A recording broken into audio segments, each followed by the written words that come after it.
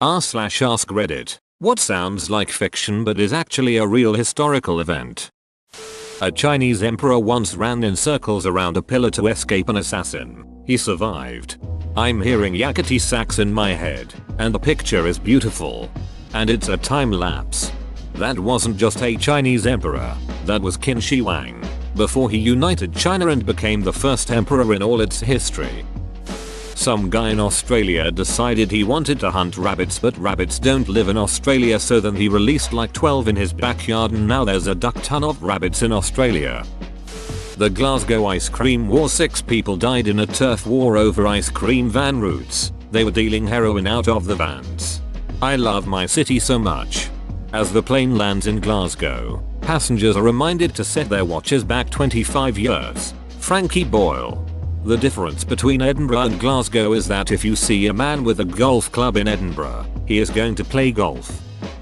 In 2007, a paraglider got trapped in the updraft of 2 joining thunderstorms and lifted to an altitude of 10 kilometers. She landed 3.5 hours later about 60 kilometers north of her starting position, having survived extreme cold, lightning and lack of oxygen. Imagine how ducking scary that would be. She doesn't remember much of it since she became unconscious quite quickly. If I recall correctly, she regained consciousness when she was back down at 3,500 meters. Imagine how ducking scary that would be. For real, imagine waking up 2 miles up in the air. Imagine that moment where you're getting dragged upwards through a thunderhead with lightning flashing and rain everywhere, loud as duck thunder as well, and then you just wake up 2 seconds later slowly descending back down. Holy duck. Remember how thin the air is at the top of Mt. Everest. Then realize this lady went substantially higher. How the duck did she survive? If you collapse on Everest, you stay there. She was lucky enough to fall back down again as there was no mountain in the way. In the 1800s there were street vendors in Egypt who sold ancient Egyptian mummies. Just lined them up on a street corner and sold them like they were umbrellas on a rainy day. English tourists would buy them to display as oddities. A town in France nearly danced itself to death in 1518 because of a dancing plague. My first genuine what in this thread. That's ducking wild. Why has this not been tapped into for fiction stories? I want to read a post-apocalypse story from the perspective of a survivor of the global dancing plague. Imagine infected people not coughing or getting any flu-like symptoms, but instead looking elated, full of energy, happy, and then dancing with the other infected until they fall down dead, still smiling and twitching while others dance on. Name the disease. And the book. Foxtrot. Stephen King. Come on, I know you got this in you. That plague wasn't even an isolated incident. The longest piano piece of any kind is Vexations by Erik Satie. It consists of a 180-note composition which, on the composer's orders, must be repeated 840 times so that the whole performance is 18 hours 40 minutes. Its first reported public performance in September 1963, in the Pocket Theatre, New York City, required a relay team of 10 pianists. The New York Times critic fell asleep at 4 a.m., and the audience dwindled to 6 masochists. At the conclusion, one sadomasochist shouted, "Encore!" Jack, a baboon who was employed to change rail signals. After initial skepticism, the railway decided to officially employ Jack once his job competency was verified. The baboon was paid 20 cents a day and a half bottle of beer each week. It is widely reported that in his 9 years of employment with the railroad, Jack never made a mistake. I wonder what that salary negotiation was like. Right? Like, how did they figure to just give him half a bottle of beer rather than a full or a quarter of a bottle? Maybe the guy tasked with giving him the bottle of beer decided he wanted to drink the first half? Return of Napoleon. An army was sent to intercept him, and they ended up fighting for him. If it was shown in a movie, most people would have considered it cheesy and unrealistic. The rise and fall of Alexander the Great. Never lost a battle in his life, conquered the whole known world, and only stopped because his soldiers were tired. And then died of the flu when he was like 32. Honestly, his life should be a vaccine commercial. No matter how great you are, vaccines will save your life. The entire Taiping Rebellion, a war started by a Chinese peasant who dreamed, and believed, He was Jesus' younger brother. Although poor, the first thing he did was have a giant demon-slaying sword forged, took over a city, asked the British why they wouldn't pay him tribute as the new head of their faith, engaged in total war with the Qing, applied pseudo-communist policies like abolishing private property, separated women and men from ever interacting, and sent the women to the front lines. Over 20 million people died, with some estimates as high as 40 million. It was the fourth deadliest conflict in human history. It killed more people than World War I. Only World War II, transition of the Ming, and Qing conquest of the Ming were deadlier. China's in another league when it comes to wholesale slaughter. Wholesale yen, Alibaba Express massacre. During World War I, the Germans sent Lenin back to Russia in a sealed train, calling him the most dangerous weapon that they had. Serial killer Karl Panzram broke into the home of former President William H. Taft and stole jewelry, bonds, and a gun. With the money he got from the first two, he bought a yacht in which he used the gun to kill a bunch of sailors. The story of the Great Boston Molasses Flood sounds like it would be right at home in scene in a bad Adam Sandler flick. I've said it once, I'll say it again, it should be the Boston Massacre. Apparently you can still sometimes smell it. The fire in Dublin, Ireland on the 18th of June, 1875. A fire broke out and spread to a malt house, and the heat broke open every alcohol barrel and flooded the streets with it. The people of Dublin decides to drink the burning alcohol that is spreading in the streets, filled with litter and debris, and was literally on fire. 13 people died not from the fire or smoke but from alcohol poisoning they got from drinking the street whiskey. The Second Punic War has all the makings of a great story. It has a blood oath, an underdog story, bravery, an OP main character, tragedy, and a final showdown between the two main characters. The fact that it all, or most of it, happened blows my mind. There could be a godlike series about the three wars. Trying to move some elephants over a couple of mountain ranges. In 496 BC, the army of King Gao-Jian of Yu put 3 ranks of criminals in the front of their battle formation. Their task was to impress the enemy with their ferocity and commitment by chopping off their own heads as soon as battle was joined. The tactic was a success. While their opponents from the state of Wu were recovering from their astonishment, they were overrun by the rest of the Yu army. The convicts, who were condemned men anyway, had been coerced by the threat that if they didn't comply with this plan their families would be executed also. Stephen Fry on QI. I think cutting off one's own head is pretty unlikely, but they might have slit their own throats. True, but whatever method the convicts were forced to use, and considering that the opponents likely had no idea that they were condemned criminals, that's got to be one of the most effective direct acts of psychological warfare of all time. Note, by direct I mean one that's targeted at a specific local audience with immediate effects, as opposed to psychological warfare tactics that operate with a wider range and time frame, like lowering the morale of a whole city or country as word of the event spreads, or confusing misdirecting a whole military force.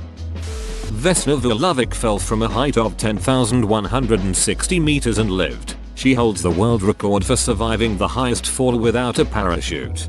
Anything more than 450 meters and you might as well go for the record. Google's terminal velocity. Yup, checks out. A typical skydiver in a spread eagle position will reach terminal velocity after about 12 seconds, during which time he will have fallen around 450 meters, 1,500 featuring. I'm still going to want to aim for the pillow factory. Granted, you hit the roof and immediately die. There are also, if I recall correctly, only 7 known people to have survived with no chute over 5,000 meters. The Japanese kamikaze, Divine Wind, that saved the country from an amphibious invasion by the Mongolian hordes. The Mongols captured a foothold on some outlying Japanese islands and started to attack the mainland. The Japanese army pushed them back, and they had to retreat to China. When they did, a typhoon ravaged their navy and sank their ships. The Mongolians, probably reasonably, seeing this as a fluke, decided to rebuild and attack again. 7 years later, unfortunately for them, the Japanese fortified their coastline, after basically months of sailing around seeking a place to land. Another typhoon struck their fleet and destroyed them. There would be no third invasion. Then they had some fun fighting for a bit before they died in a tornado. Bill Wirtz. During World War I, Christmas 1914, the British and German forces on the Western Front unofficially made a ceasefire without the authorization of their superiors in order to celebrate, trade goods, and play football. Also during World War I, the Russian and German armies in Poland stopped fighting each other in order to fight off an enormous pack of wolves that had been attacking both armies. Both of these sound like something you'd come across in a novel and irreparably break your suspension of disbelief. In 1967, Australian Prime Minister Harold Holt simply vanished without a trace and no one knew what happened for 40 years. Ted Bundy escaped from custody twice, the first by jumping out of a 3-story building, second time by taking a guard's outfit and walking out the front door. The second time was after he broke the light fixture in his cell and crawled into the officer's apartment above. A tornado helped the US in the War of 1812 during the Battle of DC. A freak patch of dense fog saved the colonies during the Revolutionary War. Similarly, hurricane saves Japan from being invaded by the Mongols twice. Hence kamikaze, divine wind.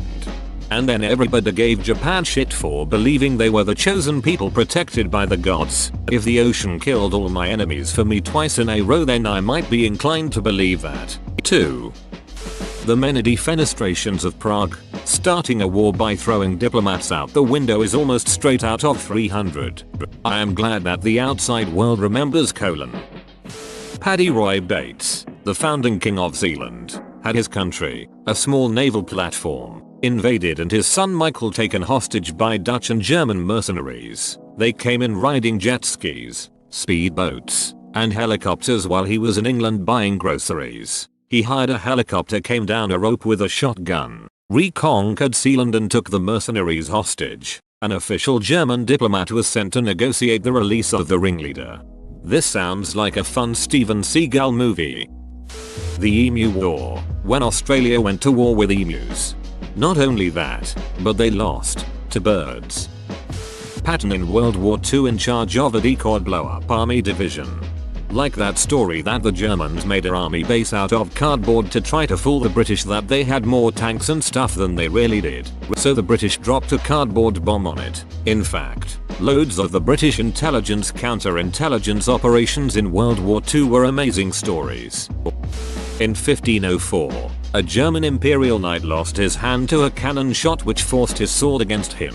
He lived. Pretty amazing for that time.